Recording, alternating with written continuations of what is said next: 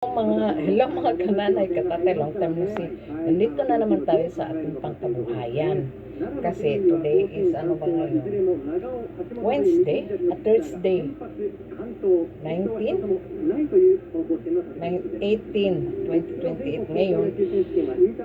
Dito sa ibang bansa, lalo na sa amin sa Japan, wala masyadong malunggay. Kaya ayan, nakapagtanim, kahit ganito, kukunin na. Tipid-tipid, ayan lang kukunti. Hindi bali, basta may malasahan tayong malunggay. Tapos, eto, hindi ko itatapon, ilagay ko rin diyan doon sa pinakuluan. Doon, panglasa din ito kasi nakita ko sa ibang bansa, lahat na ito, hindi na nila ginayat ba? Hindi na. Lahat na, nilagay.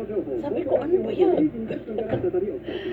Pwede, siguro, pwede. Siyempre, ito, magbigay din ito ng lasa. Kaya, ngayon, sinasali ko na. Dahil mahaba ito, so gugupitin natin ng gunting para siya, kalahati. Sus, doon sa atin mo, ang kamunggay, dito napaka-dollar golden malunggay dito. Ayan. Tanim ito, nandyan lang sa harap. Sa paso lang siya, siyempre. Tapos, kasi summer ngayon, pag winter, ipapasok ko na naman sa loob, takpan siya ng plastic para mag-init siya doon. Diba? Kaya ito ang nangyari ito. Tinakpan ko ito last year. Yung dulo niya, nag-brown na. Akala ko mamatay. Buti hindi naman. Nilabas ko ngayon. Ayan, nagluto ako. Mga kananay katatay.